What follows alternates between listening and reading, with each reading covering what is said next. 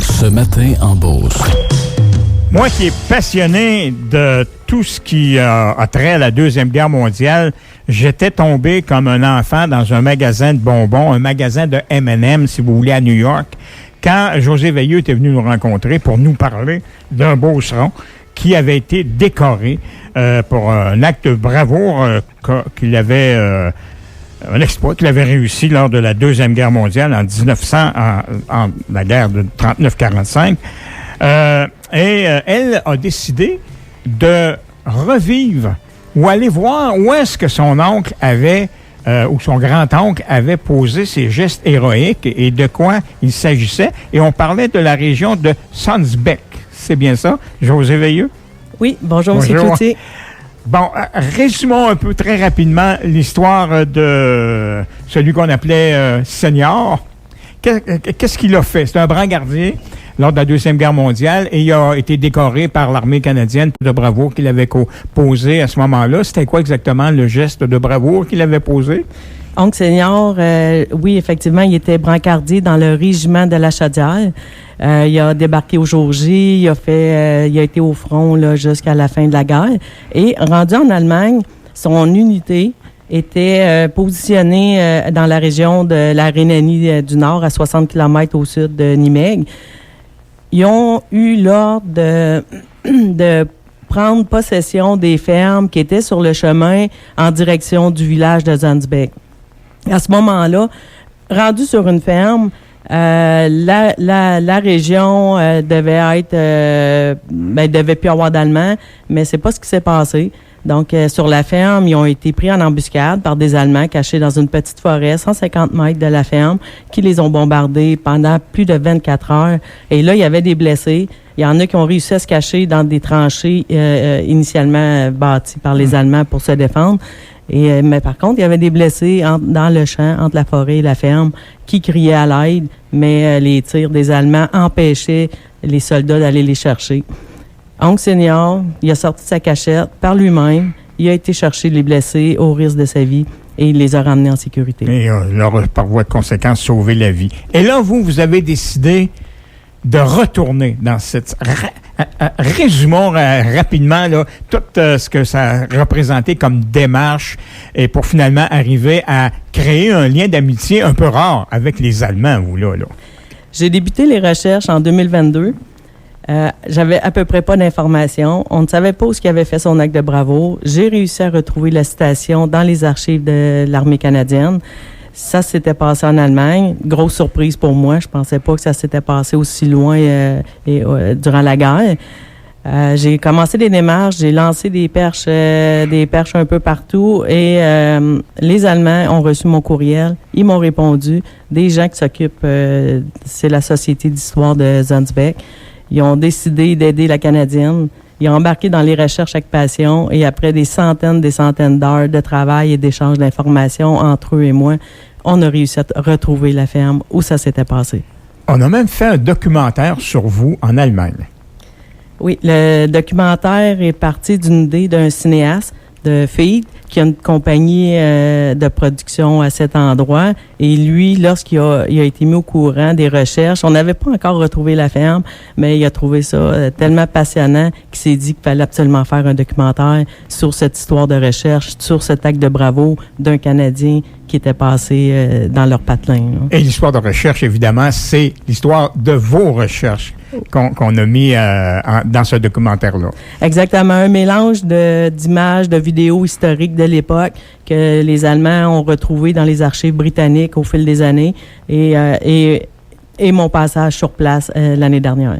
Bon, vous avez eu une complicité, ma foi, un peu surprenante de la part des Allemands qui vous ont aidé et qui ont même collaboré à ce que vous rendiez, premièrement, ce livre-là vivant et également le documentaire qui a été présenté. Comment ça s'est développé, cette amitié-là, cette relation-là avec les Allemands? Premièrement, il faut comprendre que, oui, c'est assez étonnant de voir que les ennemis de l'époque sont devenus des amis aujourd'hui. Mais au fil des recherches, au fil des contacts que j'ai eus avec eux, j'ai compris que les Allemands, c'était pas ils étaient pas tous en faveur du régime nazi, mais par contre, ils pouvaient pas le mentionner. Évidemment, on risque de se faire emprisonner ou se faire fusiller. Et ces Allemands-là, la région est vraiment située à l'ouest de l'Allemagne, à 8 heures de route de Berlin. Donc, eux sont beaucoup plus proches des pays qui étaient les Alliés. Et pour eux, les Canadiens étaient des libérateurs. Lorsque le front y a passé dans leur région, c'était un soulagement d'avoir été libérés du régime nazi. Donc, c'est pour ça que ce que j'ai compris au fil des recherches, ils étaient extrêmement heureux de m'aider parce que pour eux, ça a été vraiment une libération, là. Et puis cette complicité-là est allée... premièrement, j'ai feuilleté, je viens d'en prendre connaissance. J'ai feuilleté votre livre. Il y a des images absolument extraordinaires parce qu'on nous montre ce qu'était l'endroit ou les endroits que vous mettez dans le livre. C'est pas un roman, là. C'est vraiment... non, c'est une vraie histoire. C'est une vraie histoire.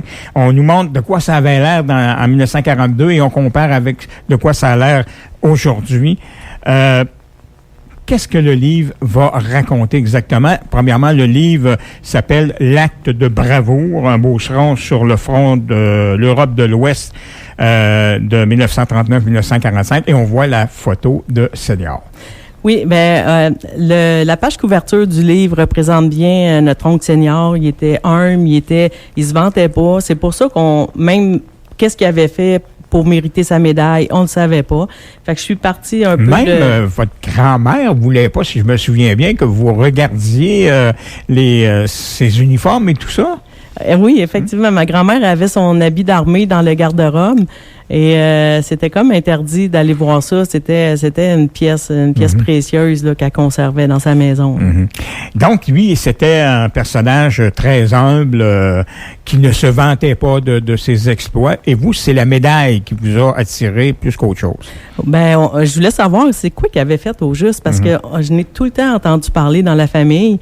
Mais c'était vraiment intriguant, puis c'est de là mon côté un peu Colombo est parti à la recherche. Qu'est-ce qu'on va retrouver dans le livre? Qu'est-ce que vous racontez dans ce livre? Oui, la première partie du livre raconte les recherches. Ça a été par où ce que je suis passée pour en arriver à retrouver la ferme. Donc, il y a eu plein de rebondissements positifs et négatifs. Évidemment, ça a pas. Il y a des recherches qui ont rien donné, mais à la fin, j'ai retrouvé la ferme qui était vraiment le but. Et dans la deuxième partie du livre, je raconte mon périple lorsque je suis partie en Europe, donc du débarquement de Normandie qui était à Bernières-sur-Mer en France, et j'ai suivi les positions géographiques inscrites dans le journal de guerre du régiment pour me retrouver là, jusqu'en Allemagne, jusqu'à Zonsbeck. Bon. Et là, évidemment, on va découvrir tous les faits et gestes qu'a posé celui qu'on appelle Senior.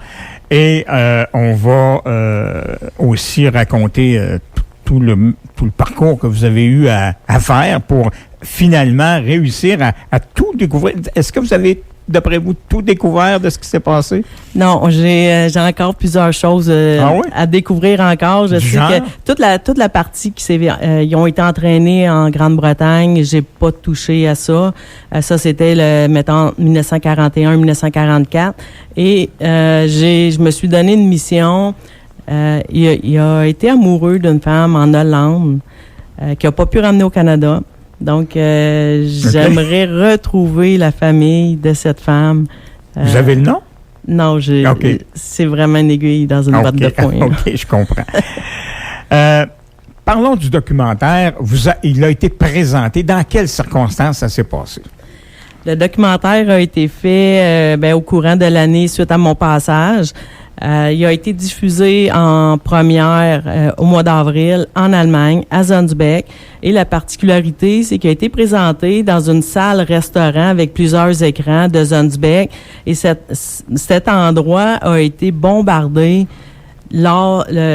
autour du 15 février 1945, un peu avant que le régiment et les Alliés arrivent dans la région. Donc, les Alliés ont bombardé pour préparer le terrain et cet endroit-là a été bombardé et détruit. Ils ont reconstruit, les propriétaires, le bâtiment qui, aujourd'hui, appartient à leurs enfants. Et c'est à cet endroit historique qu'on s'est rendu. Et ça a été... il y a eu une mise en scène. Ah donc, oui, racontez la mise en scène que les Allemands vous ont suggérée.